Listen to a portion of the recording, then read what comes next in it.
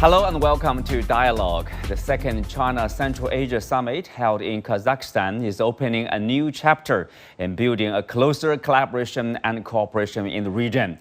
How important is the mechanism in maintaining regional peace and economic development? What is the potential for future development? To discuss these questions and more, first I'll be joined by Professor Ulugbek Khasanov from the University of World Economy and Diplomacy in Uzbekistan and also former advisor to the President of Uzbekistan. That's our topic. I'm Xu Qinduo.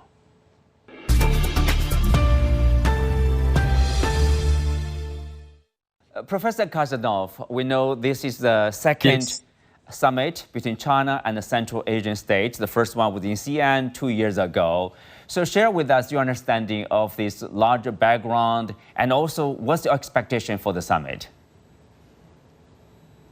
Oh, we have in Central Asian research community has the high expectation about this summit because you see the fundamental basis of China's Central Asian cooperation and close interaction was set by fundamental documents of the Xi'an Declaration. So that's why the China-Central Asian relations in this context, I have to mention that have reached new heights following the second China-Central Asia Summit in Astana, marking the deepening process of strategic partnership and alignment and accelerated multilateral cooperation between Central Asian countries and communities and China. You know, of course, it seems like China and the Central Asian countries now, they have established this, comprehensive strategic partner, strategic alignment, and also they are BRI partners. They elevated their relationship to community with a shared future,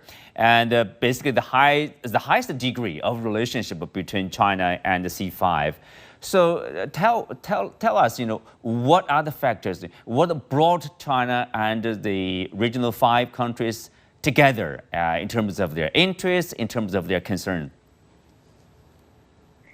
I think a very important element is if we speak about the other aspects of our interaction, definitely include the cultural diplomacy potential between the China and Central Asia.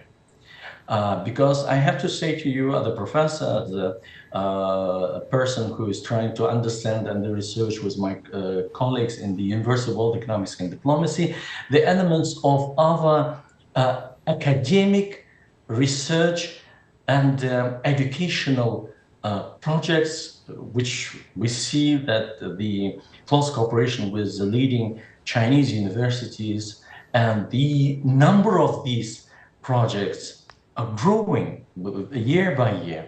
That is very crucial because the youth of Central Asia and Uzbekistan are very much interested in learning Chinese experience, Chinese language, Chinese history, and Chinese culture to understand the significance and the peculiarity of Chinese experience in economic, cultural endowments of China.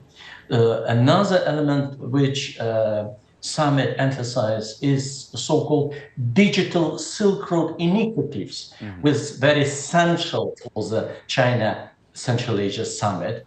Whenever we speak about the Silk Road initiatives, it includes cross-border e-commerce platforms because cross-border cooperation, transborder trade, and cross-border technological farms and projects between the business groups and communities of this region and the countries are very crucial in enhancing such cooperation. Plus, food security cooperation. Central Asia's food export to Chinese market provides actionable frameworks for the global South nations grappling with tech gaps and supply chain disruptions. That's why the institutionalization of this spectrum of our cooperation are crucial for our communities. On China experience, Professor, we know that there's official delegation from your country that were in China to study the Chinese experience in lifting people out of poverty. And what's your understanding, where we can work together to help Uzbekistan, of course, to lift their people out of poverty? Yeah, definitely. You see, you mentioned very crucial, very important and the measuring aspect of our cooperation. And in that context, as you mentioned, the experience of China is very enlightening for Uzbekistan, because China's experience offers valuable lessons for Uzbekistan's poverty alleviation through the combination of broad-based economic transformation and effective targeted governance in my country. So China's poverty reduction was driven by rapid economic growth and support of medium and the small business by Chinese government, supported by structural reforms, including a growing agricultural productivity in Chinese regions, which is very good case for my country, because in my country, 60% of Uzbek economy is about the rural sector, rural economy. So that's why incremental industrialization of the rural sector using Chinese technologies are very important for us in tackling and coping this process and these elements, and managed urbanization. So Uzbekistan can similarly focus, following your experience, on modernizing agricultural sector, technologically modernizing agricultural sector, promoting industrial diversification and facilitation, rural to urban migration in a controlled manner to create sustainable livelihoods and reduce poverty. Another element which is good from the Chinese case is infrastructure development, including roads, schools, healthcare system, played a crucial role in connecting poor regions of Uzbekistan to markets and services. And strategy of my country, and we adopted due to initiative of Shavkat Mirziyoyev very recently, Uzbekistan 2030 development strategy. It is about the replicating to improve rural accessibility and economic inclusion of these regions. So that's why China's hallmark approach was targeted poverty alleviation, which is good to understand in case of my country. Yes, and of course, China is investing, I would say one of the largest investor in the region, as well as the largest trading partner of several countries in the region. Tell us, what are the area the Chinese investment focus on? Probably, as you earlier mentioned, let's say clean energy, solar panel, EVs, for example, and of course infrastructure for sure, and digital technology probably, and with increasingly more advanced technology sharing like AI. Are we looking at cooperation in these areas? Definitely, because you mentioned the very significant elements of Central Asian development. And we have to mention that we closely cooperate with Chinese partners in such aspects as urban planning in the regions of Uzbekistan, in close cooperation with the Chinese partners. Another one is the e-trade in e-tracking among regions of Uzbekistan. E-tracking includes e-tracking and transportation hubs connecting different regions of Uzbekistan. If we bear in mind the certain regions of Uzbekistan, the need to intensify such transportation connection between regions are very crucial. But in that context, living in the digitalized economy and the digital world, we have to bear in mind that such importance like e-tracking and transportation is crucial to intensify that process. And the experience and the partners coming from China are good asset, because in that project they are very good asset and the good partners aiding to develop that sector. Well, thank you, Professor Khasanov. That's the end of our discussion in this part. Let's have a short break. We'll be right back.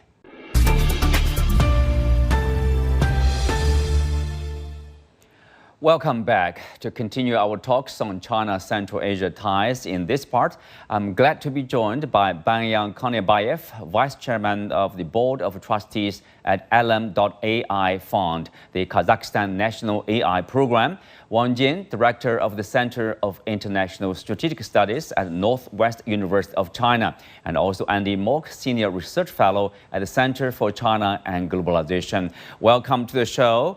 So, Wang Jin, I will start with you.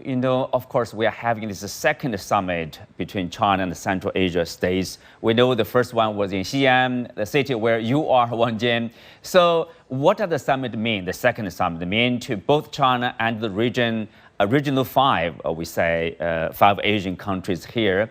And what does that mean to their, say, economic development or cooperation in trade, in digital trade probably, and the tourism, people-to-people exchange, etc. And how do you see the potential, what it will bring about for both sides? Yes, Jindo, you are right. Actually, as you mentioned, I think the second session of the summit actually means a lot.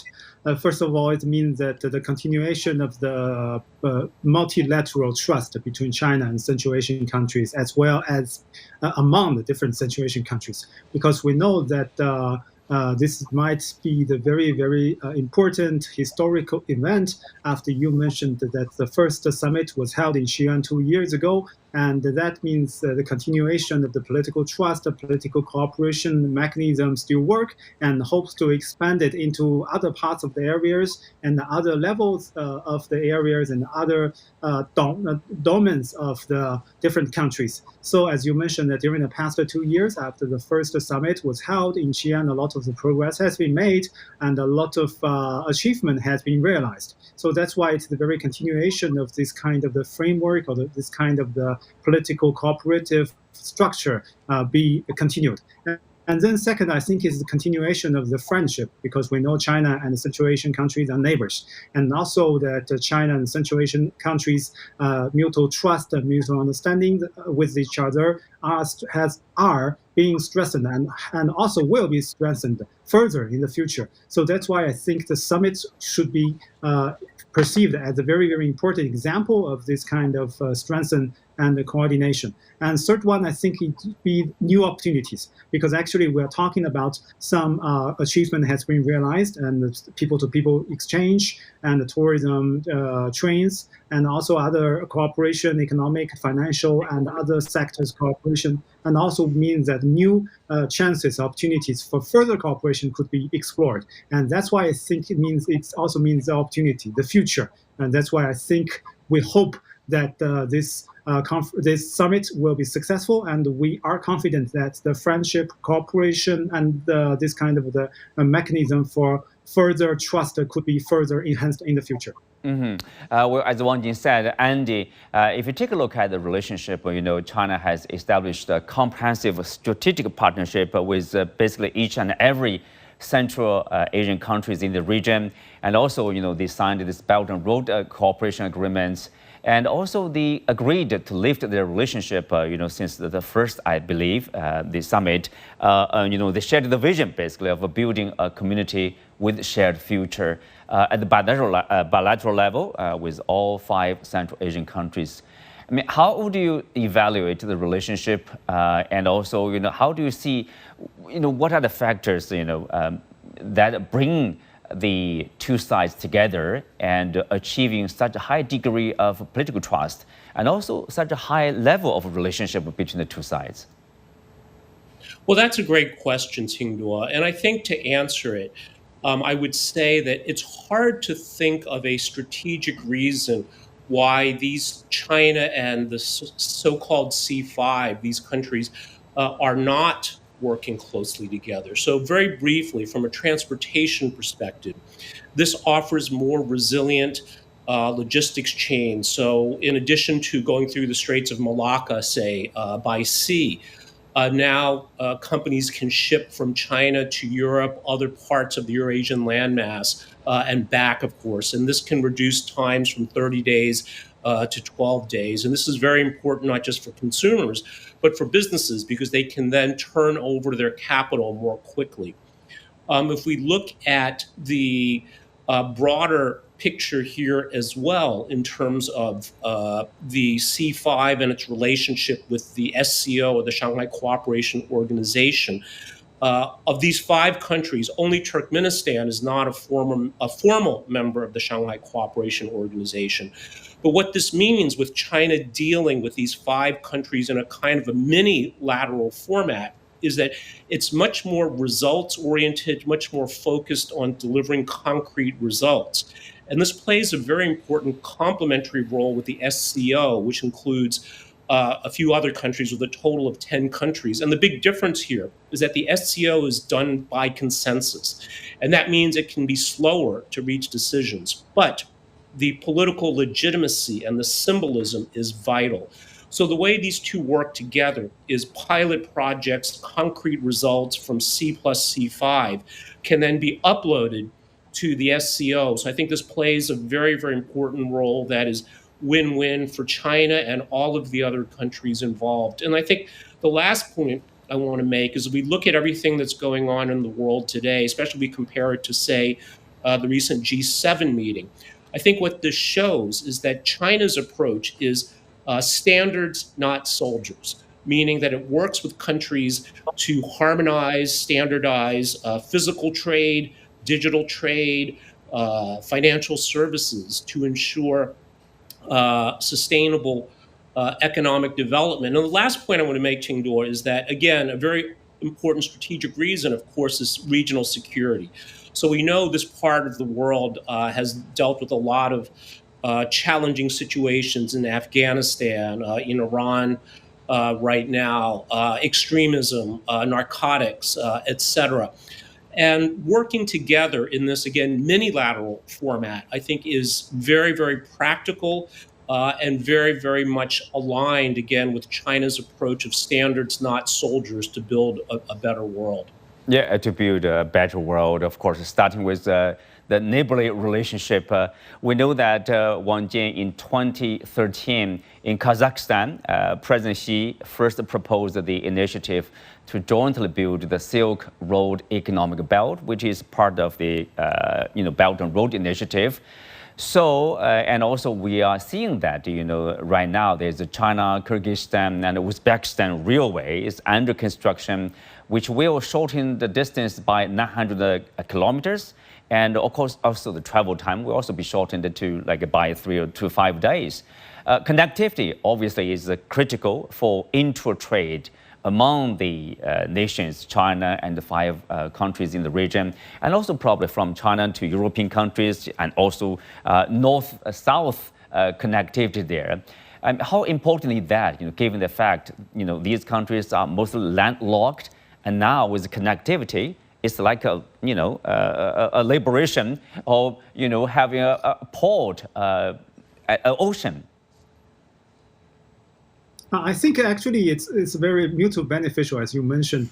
China and the Central Asian countries are connecting more closely by the infrastructure systems, and we, as you mentioned, that the shorten the time for transportation. It means closer the heart between different nations, and particularly between different peoples. That is very, very crucial for the mutual understandings between the different people. Because actually, let's be frank, before nearly 10 years ago, or before the Belt and Road Initiative was proposed by President Xi, for many Chinese, the Central Asian countries are very far and away areas, and has a very sense of so-called alien to many Chinese, and many Chinese know very little about this, what is happening there, and how their culture and how their social ideas and social customs. And also, I think the same maybe also for the Central Asian people, that they feel strange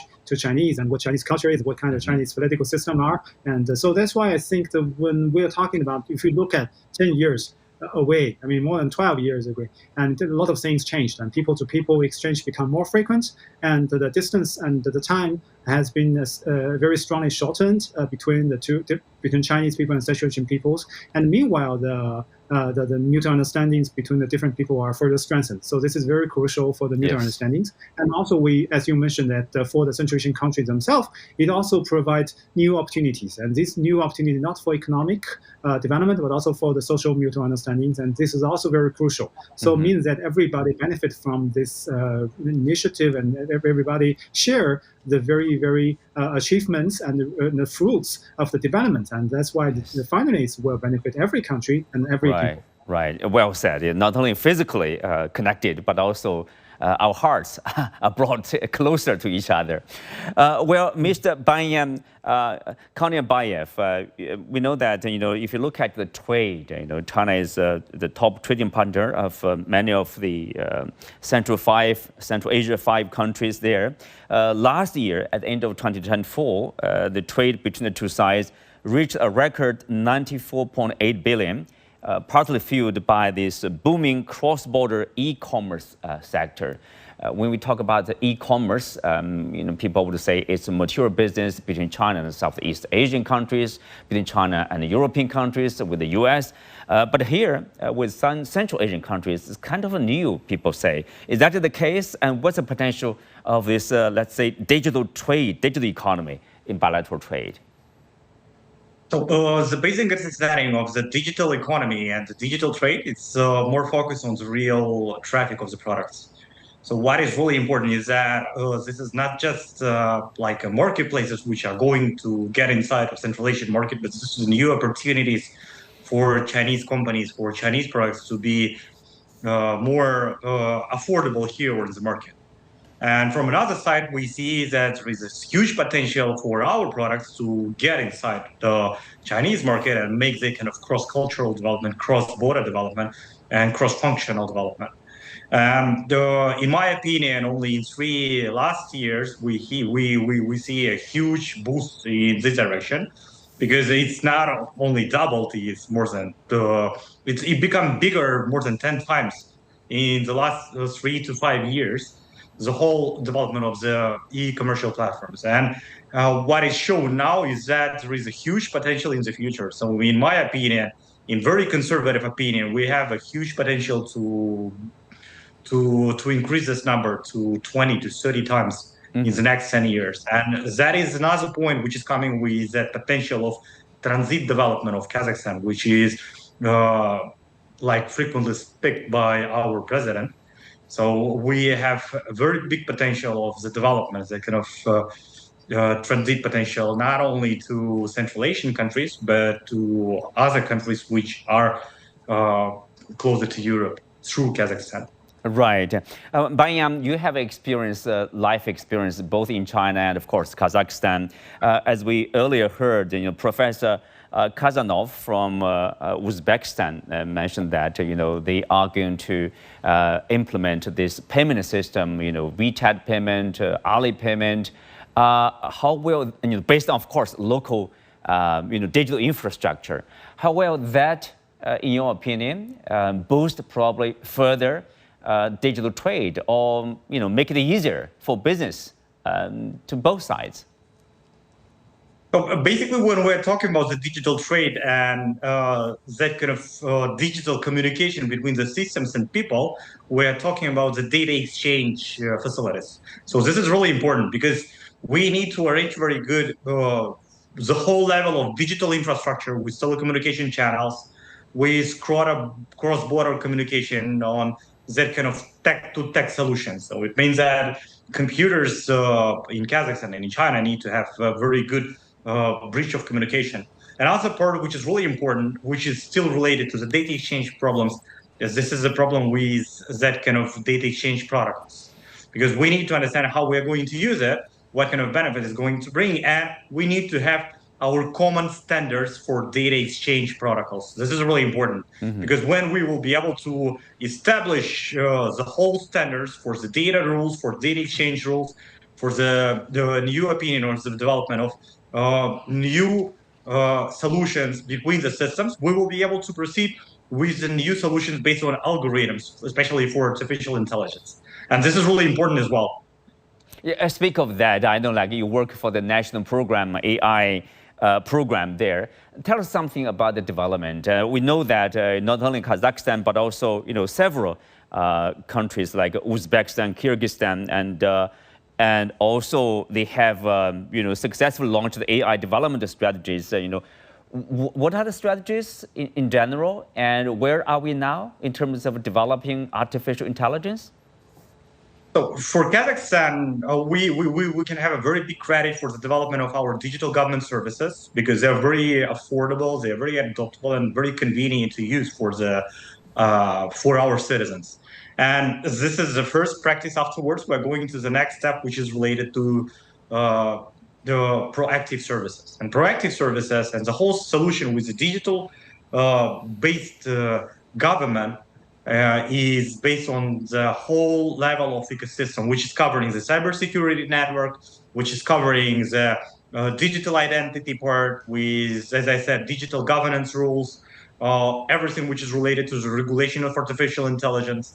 The most important point for us through Alem.AI Foundation, which is pointed by our president, is the digital education. So we need to decrease this level with digital divide and provide a very good and consistent service for all of our citizens. And it's always based on infrastructure, not only on premise infrastructure, but cloud solutions as well.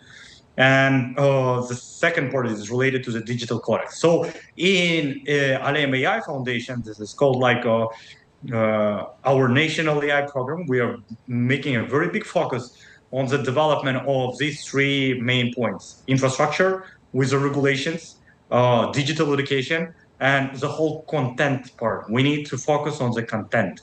This is everything which is related to the data flows. Yes. And this is really important for us because we really need to have a very convenient and understandable way of interaction and integration with Chinese systems. And this is going to be the next step for us. Yeah. Because as a basic point of the development of AI is the development of the whole community of AI based on solutions and technology we have in Central Asia among our 5 countries, and being a very good partner to our Chinese partners and to Chinese representatives. Right. We'll speak of that, Andy. I know obviously there's a potential for cooperation between the Chinese side and the 5 Central Asian countries in terms of AI, in terms of digital development, and also probably in a new area like this new energy development. They have all countries in the region,